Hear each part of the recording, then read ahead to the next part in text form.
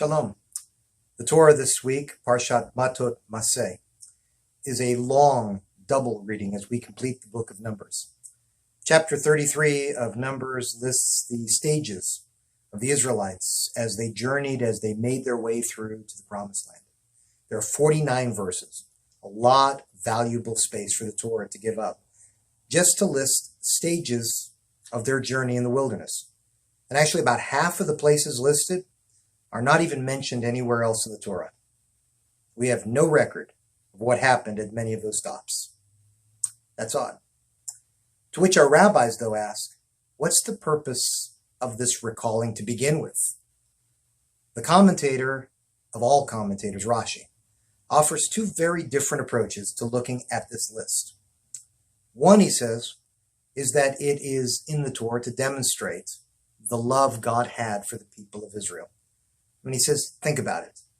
They wandered not because Moses got lost. That's what everyone says.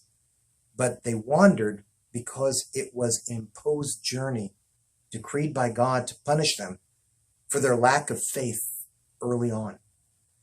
And yet, this list shows the reader something you might miss. The Israelites weren't constantly on the move from one stage to another, forced to pick up and travel again and again and again with no rest. There are a total of 42 stops, yes, but 14 came in the first year before they sinned, before they were punished. And 8 were in their last year as they began their final approach toward the Promised Land.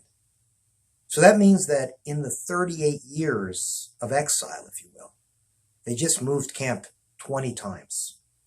So Rashi says the text shows that even in anger, God loved the people of Israel and didn't make this long trek difficult. It was worth it. It was a wonderful journey. Rashi offers another reason, kind of different, for the listing of the stages. His second reason is, he compares it to a king whose son has fallen ill, and he needs to take him on a long quest to find a cure. As they return home, the father, with his son feeling better, begins to enumerate all that happened, saying to him, "Here, son, here is where we slept and you complained of the cold. Here, I thought I'd lost you. Here, you were delirious and you were angry and you said this to me." Rashi said the stages, far from declaring God's love, are to remind the people of the harsh and often frustrating journey they endured. So that's kind of interesting. Now, I'd like to take both interpretations and apply it to life.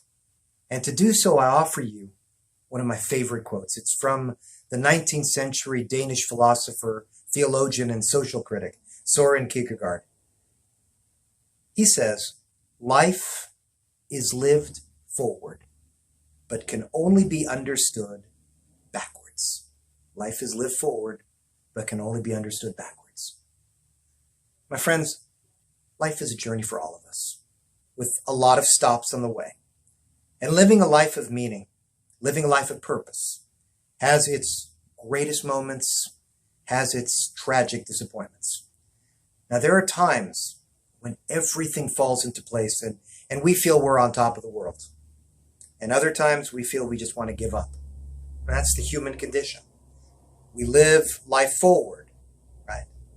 But from time to time, we need to look back and take stock. And so how do we do that?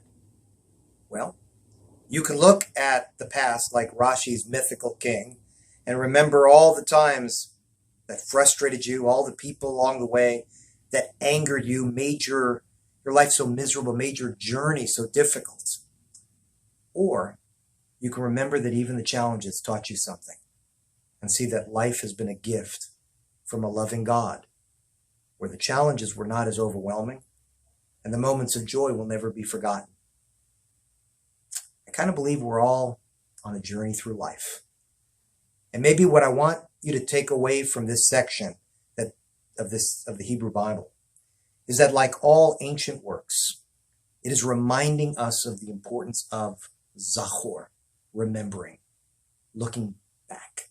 Living life forward, but understanding it backwards. And you can do it in one of two ways. You can recall all the difficulties, or you can celebrate the joy of life's great adventure. I think the latter is the best way to not only understand human existence, but also the best way to live life forward as well. Shalom.